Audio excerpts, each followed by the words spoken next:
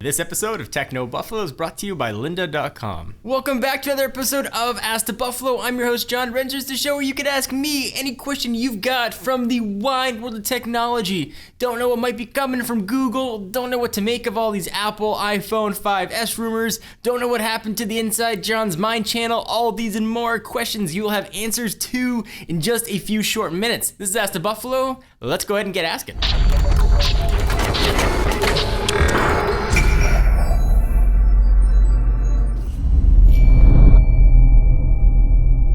The first question comes from Lark Hill, who asks, hey John, what things are you most excited about for Google I.O.? So Google I.O. has become really fun over the past few years. We've seen huge product announcements, we've seen big ones like the Nexus 7, and some duds like the Nexus Q. This year though, I think we're gonna see a ton of awesome stuff come from Google. What I'm most excited about though, is the next iteration of Android. No more point updates. We are going to see a fresh Android 5.0, presumably going to be dubbed Key Lime Pie. I really respect what Google does every year. You can rest assured there's going to be a new update to Android. Now, I don't always like all the new features, but I do like they're always constantly trying to innovate, find new ways to make the operating system better, bring in cool new features. So I'm really excited to see what those next features are going to be. And the rumor mill has been relatively quiet on what Key Lime Pie is going to have. So that's why I'm the most excited about it. There aren't that many times where you get to go into a conference nowadays where you don't know what's going to be announced. And I'm hoping that it stays that way because I would still love some of that wonder to be dispensed on me at Google's I.O. And I will of course be there bringing you all the latest. Expect an update to the Nexus 7, maybe the Nexus 7 II, maybe Nexus 7 squared, maybe the Nexus 8, who knows? Fingers crossed for something to do with Google Glass, because I'm super excited to try that out. So hopefully that helped answer your question. All right, so our next question comes from the very awesomely last named Jeremy Cougar Hayes, who says, hey John, do you think phones are beginning to max out spec-wise? Since we're already seeing 1080p screens, high megapixel cameras, and quad-core processors, do you think we have hit a plateau until something completely new comes around? So that's the cool thing about competition. You can say what you will about Apple or Android or whatever Android manufacturer, Samsung, HTC. Competition is great. Competition is perfect for you and me because it makes companies compete and put out better products. Megapixels are getting higher, processors are getting higher. I think we're really on the cusp of the next set of innovations. We're hearing rumors that the next iPhone might have fingerprint scanning. You know, we've already seen that sort of on Android with the old Atrix. Perhaps something like that is going to become the new commonplace thing. I think it's very cool to be at the time when new things are coming and not saying, okay, a new phone's coming, it'll have a little better camera, have a little more RAM, and a little faster processor, and here you go. It's pretty much the same as last year's.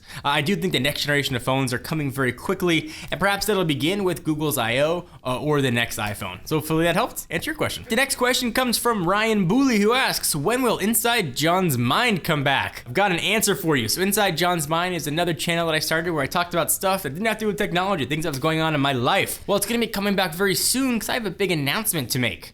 Not right now, I'll be making it soon, and I will be talking about all that stuff that goes with it over on the Inside John's Mind channel. The next question comes from MG Executor, who asks, AT&T is accepting HTC One pre-order starting April 4th. Should I go for the pre-order? The reason why I'm asking is that I've yet to see reviews of the Samsung Galaxy S4. The reason you haven't seen reviews is because the phone's not out yet. It's not even been out yet under embargo. Nobody's got one to review. So I haven't had a chance to spend enough time with the Galaxy S4 to really tell you. I spent with it, just a few minutes at the announcement. It's a great phone. It was quick. The screen was beautiful. It was definitely an evolution over the Galaxy S3. So I can't put those two head to head for you just yet. Once I get them both in my hand, certainly I'll be able to help you. But I will say right now, I love the HTC One. As I mentioned in my review, it's the first phone since the iPhone 4 that I would happily sign my name on a 2-year contract for. If you're really anxious and you want to get a new phone now, I can unequivocally recommend the HTC One. Now, the one caveat to that is if you have to have expandable storage, then certainly the HTC One's not going to offer that. Or if you like to carry extra batteries and want a removable back,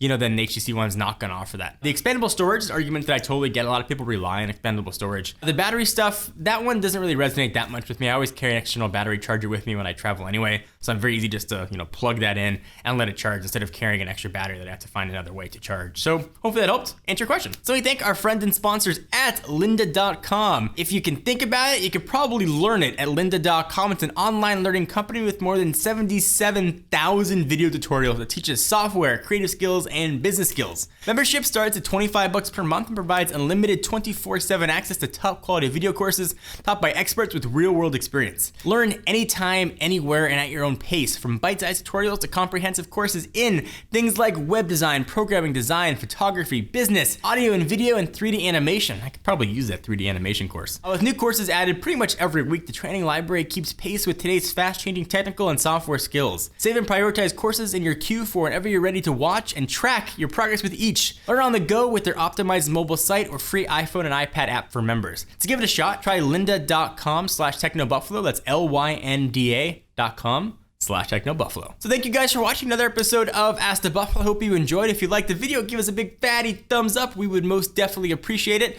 We are back every week with a new episode. Be sure to get your questions in either on Twitter or on the website every Tuesday. Check us out at technobuffalo.com, and I will see you in the next video.